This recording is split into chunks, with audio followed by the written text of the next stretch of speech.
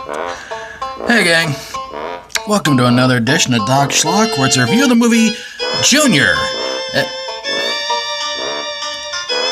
Wait, that's not the right one.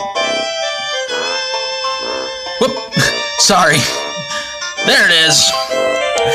It's a review of the movie Junior. It's about these two women who get out of prison. Their names are Casey and Joe. I'm pretty sure that name's not influential on that R&B duo group from the 90s. Who decide that after being in prison for so long, they want to start up a new life somewhere. And as they're trying to drive down the road, well, not drive down the road, but actually as they're trying to get on with their lives, they're barely out of prison a full hour, and somebody they used to work with comes up and starts trying to kill both of them. Well, they wind up taking him out of his car, taking his car, and driving away.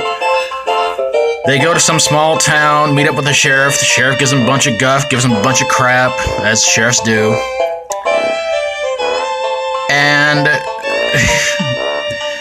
And so Casey and Joe find this old abandoned house, decide that they want to live in it, fix it up, try and turn it into something new. Well, their first night in, they run into Junior and a bunch of his friends, including, no surprise, the sheriff. Well, the entire time they're there, they meet up with a couple of guys.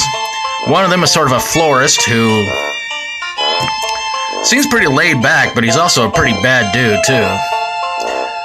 And the other one is a guy that was with the crazy party-going rednecks who winds up becoming a love interest for one of them. Anyway, Junior just torments and bothers everybody as much as he can because, well, he's an idiot. And he does it all because his mute mother tells him to. Don't ask me how that makes any sense. Anyway, by the end of the movie, it seems like everybody's believing that Junior is killing everybody, but it turns out it was the sheriff. Yes, in a sort of predictable twist, it turns out the sheriff did all the killing, and Junior did all the scaring, so Junior never really killed anybody.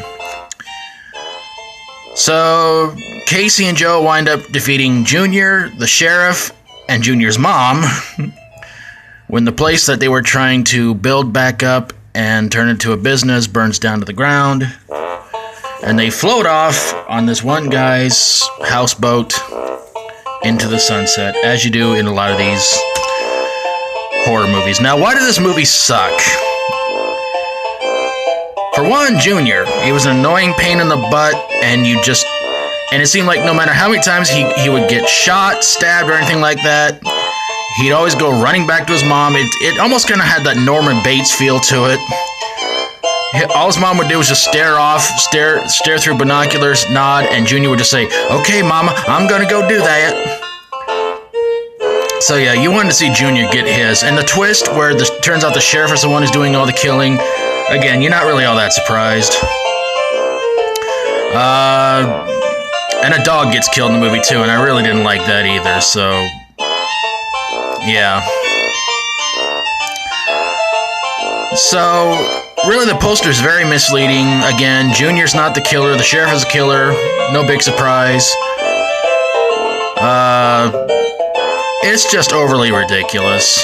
And, again, you really want to see Junior get his, and when he does, you feel kind of satisfied, but you're supposed to feel sorry for him when he gets killed off by the sheriff. I believe it was the sheriff who killed him off because Junior confessed that, was like, "Oh, I didn't kill anybody, I just scared everybody. The sheriff did it all," so, yeah. Not really all that good of a movie. And you want to know what the real twist of this movie is? It's supposed to be a movie where there's a bunch of rednecks around, right? Take a wild guess where it was filmed at.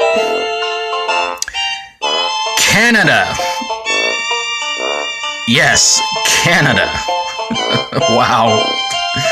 I had no idea there were rednecks in Canada, but who knew? So there you guys have it. A review of the movie Junior. If you've seen it, you'd like to leave me a comment below. Let me know what you think of the movie. And if you like my videos, Feel free to subscribe if you have a horror, sci-fi horror, comedy horror, or fantasy horror movie that drove you to drinking because the rednecks made you do it in the movie and the accents were so fake you couldn't stand it. Send it my way and I'll get on it ASAP. Thank you guys so very, very much for watching, and until next time, for Doc Schlock, as always, stay strong and rock on. I bet Leatherface could take him in a chainsaw fight. Would be no contest.